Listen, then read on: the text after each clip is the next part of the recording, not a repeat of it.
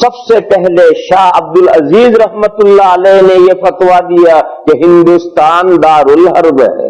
ہندوستان کے دارالحرب ہونے کا فتویٰ سب سے پہلے حضرت شاہ عبد العزیز صاحب رحمت اللہ علیہ نے دیا ہے، جبکہ پورے ہندوستان پر مغل حکومت قائم تھی. وہ مغل حکومت صرف لال قلعے کے اندر تھی. لال قلعے میں ان کا آرڈر چلے گا، لال قلعے سے باہر سڑک پر مغل بادشاہ کا آرڈر نہیں چلے گا. سڑک پر کمپنی ایسٹ انڈیا کمپنی کے احکام نافذ ہوں گے. تو اب وہ نام کی حکومت کس کام کی؟ تو چاہے وہ ہندوستان میں مغل بادشاہوں کی حکومت تھی، مگر آرڈر سارا کا سارا چل رہا تھا انگریزوں کا. تو حضرت شاہ عبد العزیز صاحب رحمت اللہ علیہ نے سب سے پہلے فتویٰ دیا کہ ہندوستان دارالحرب ہے. حضرت کا یہ فتویٰ چھپا ہوا آج بھی موجود ہے. حضرت شاہ عبد العزیز صاحب رحمت اللہ علیہ کے جو فتوے ہیں وہ فارسی زبان میں، کیونکہ اس زمانے میں ہندوستان کی جو سرکاری اور پبلک لینگویج جو تھی وہ فارسی تھی. یا تو سنسکرت بولی جاتی تھی یا فارسی بولی جاتی تھی. ابھی ہندی اور اردو وجود میں نہیں آئے تھے.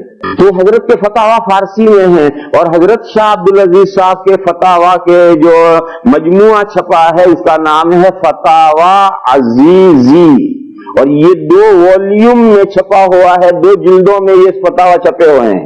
تو یہ جو فتاوا عزیزی چھپا ہوا ہے اس میں یہ فتوا آج بھی موجود ہے کہ ہندوستان دارالحرب ہے.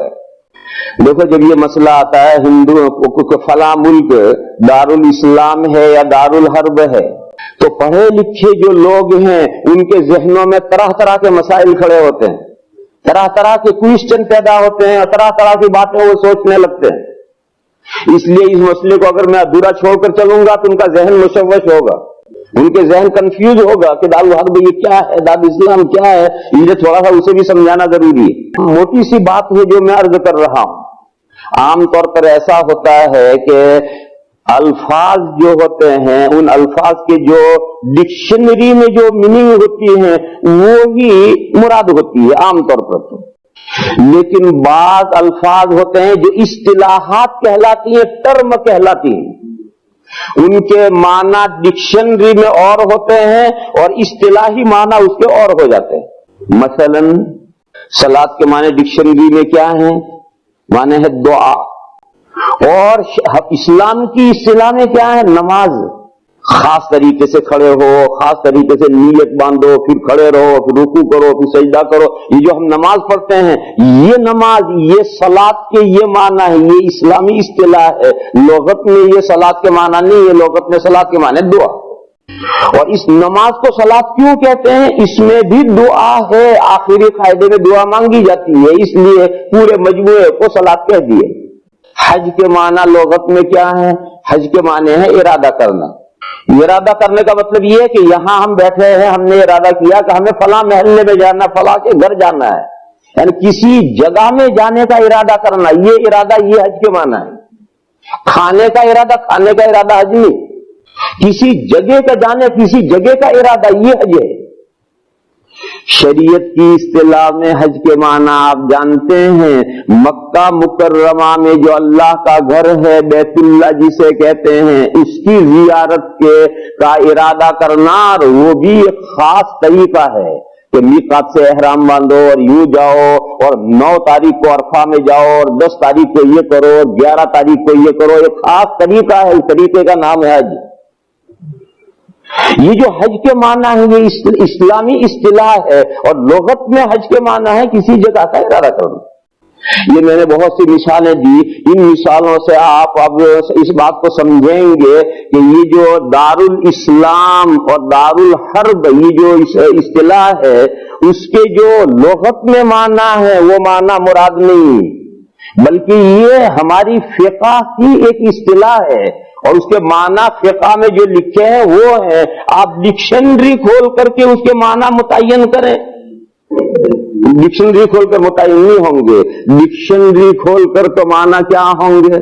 دارالاسلام معنی اسلام کا گھر، دار معنی ہوم، اسلام کا گھر.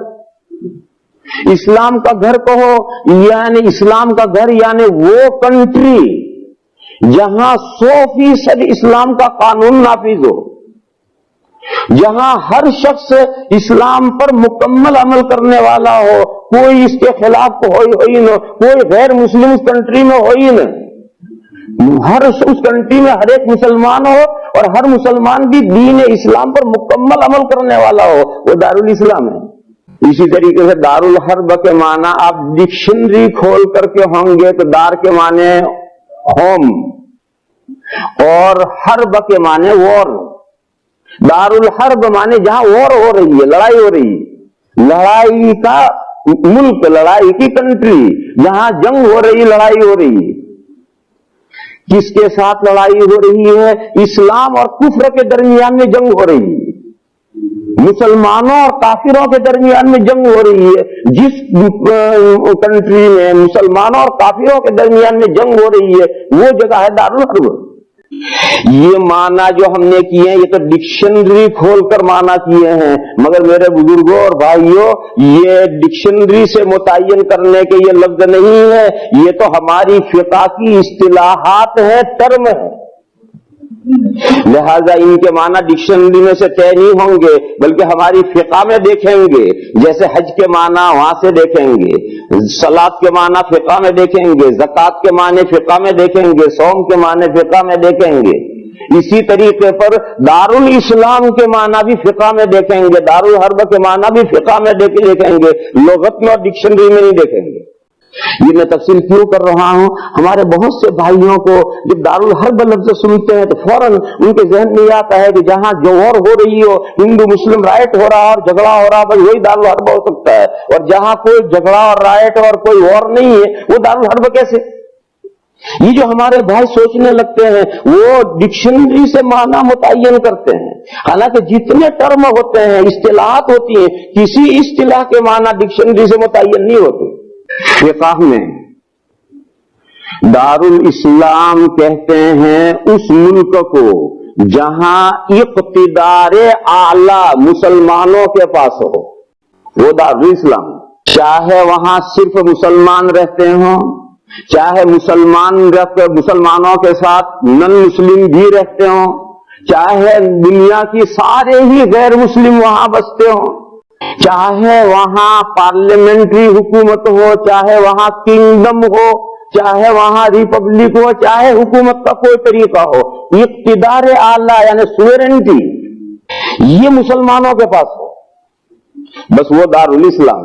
ہمارا پاکستان ہے، ہمارا بنگلہ دیش ہے اور ہمارا انڈیا ہے۔ آپ ڈھاکے میں گھومیے، دلی میں گھومیے اور لاہور میں یا کراچی میں گھومیے، آپ کو کوئی خاص فرق نظر نہیں آئے گا۔ مغرب کی جب اذان ہوگی تو جو صورتحال منظر آپ کو دہلی میں نظر آئے گا وہی ڈھاکے میں نظر آئے گا، وہی لاہور میں اور کراچی میں نظر آئے گا۔ کہ جب مغرب کی اذان ہوگی تو کچھ لوگ ہوں گے جو فوراً مسجدوں کی طرف متوجہ ہوں گے، باقی سڑک کے اوپر ٹرافک چل رہی ہے، ٹرافک پر کوئی اثر نہیں پڑتا کہ مغرب کی اذان ہو گئی ایک دم ٹرافک رک جانی چاہیے اور سب لوگ مسجدوں میں بھر جانے چاہیے۔ نہیں ہوگا ایسا، دلی میں بھی نہیں ہوگا، ڈھاکے میں بھی نہیں ہوگا، لاہور میں بھی نہیں ہوگا، کراچی میں بھی نہیں ہوگا۔ میں سب جگہ دیکھ کر آیا ہوں، کوئی فرق نہیں پڑتا۔ کچھ اللہ کے بندے ہیں جو دلی میں بھی اللہ اکبر سنتے ہی ایک دم بھاگتے ہیں مسجدوں کی طرف۔ ڈھاکے میں بھی میں نے دیکھا کہ کچھ لوگ ہیں ایک دم بھاگتے ہیں، پاکستان میں بھی دیکھا کہ سب لوگ بھاگتے ہیں، اور باقی وہی جو صورتحال تینوں ملکوں کی یکساں۔ تو مدار اس پر نہیں ہے کہ اسلام پر عمل کرنے والے کتنے ہیں، اس پر مدار نہیں ہے۔ مدار اس پر یہ ہے کہ اقتدار اعلیٰ کس کے پاس ہے۔ ظاہر ہے پاکستان میں اقتدار اعلیٰ مسلمانوں کے پاس ہے، اگرچہ وہاں ہندو بھی رہتے ہیں، عیسائی بھی رہتے ہیں اور معلوم نہیں کون سی اقوام رہتی ہوں گی، لیکن پاکستان میں اور بنگلہ دیش میں اقتدار اعلیٰ مسلمانوں کے پاس میں ہے، اور ہندوستان میں اقتدار اعلیٰ مسلمانوں کے پاس نہیں ہے۔ کیوں؟ پارلیمنٹری حکومت ہے، اور پارلیمنٹری حکومت میں اکثریت پر فیصلے ہوتے ہیں، اور وہاں مسلمان کی سیٹیں 500 میں کل 40 ہوتی ہیں، کل 500 میں 40 سیٹیں مشکل سے آتی ہیں، وہ بھی قسمت آ گئی تو ٹھیک ہے، نہیں آئی تو کچھ نہیں۔ اس لیے جب پارلیمنٹری نظام میں اکثریت پر فیصلے ہوتے ہیں تو اکثریت و مسلمانوں کی کسی قیمت پر کوئی شکل ہی نہیں ہونے کی۔ تو اقتدار اعلیٰ پارلیمنٹ ہونے کی وجہ سے غیر مسلموں کے پاس میں ہے، اور یہ پاکستان اور بنگلہ دیش میں اقتدار اعلیٰ مسلمانوں کے پاس میں ہے، لہذا پاکستان اور بنگلہ دیش یہ دارالاسلام ہیں اور انڈیا دارالحرب ہے۔ اسی سے آپ دنیا کے تمام ملکوں کو سوچ لیں کہ آپ کے کینیڈا کا کیا حکم ہے، اور یو ایس اے کا کیا حکم ہے، برٹش کا کیا ہے، اور جرمنی کا کیا ہے، اور فرانس کا کیا ہے، اور اس کا کیا ہے، یہ قاعدہ آپ ساری دنیا میں پھیلا لیں۔ دارالاسلام جہاں اقتدار اعلیٰ مسلمانوں کے پاس ہو، چاہے وہاں اسلامی قوانین جاری ہو چاہے نہ ہو۔ پاکستان میں اسلامی قوانین جاری نہیں ہے، بنگلہ دیش میں اسلامی قوانین جاری نہیں ہے، لیکن اقتدار اعلیٰ مسلمانوں کے ہاتھ میں ہے۔ مسلمان چاہیں تو رات چاہیں تو صبح قانون اسلامی جاری کر سکتے ہیں، اور مسلمانین میں چاہیں تو کوئی کیا کر لے۔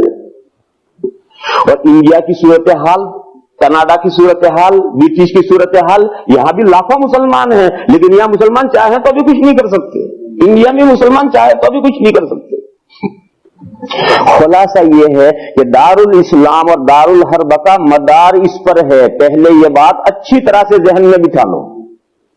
اب آپ غور کیجئے، ہندوستان پر نام کا بادشاہ، ربڑ کی مہر کس کی ہے؟ مغل بادشاہ، ملک بادشاہ سلامت کا، مگر وہ ملک بادشاہ سلامت کا تو لال قلعے کے اندر ہے۔ لال قلعے سے باہر جو سڑک جا رہی ہے، اس سڑک پر جو ٹریفک قانون ہے، اس میں مغل بادشاہ کا قانون نہیں چلے گا، اس میں ایسٹ انڈیا کمپنی کا قانون چلے گا۔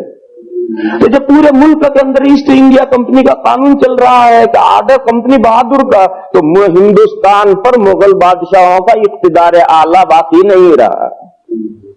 جب اقتدار اعلیٰ باقی نہیں رہا تو حضرت شاہ عبدالعزیز صاحب رحمت اللہ علیہ نے فتویٰ دیا ہے کہ ہندوستان دارالحرب ہے۔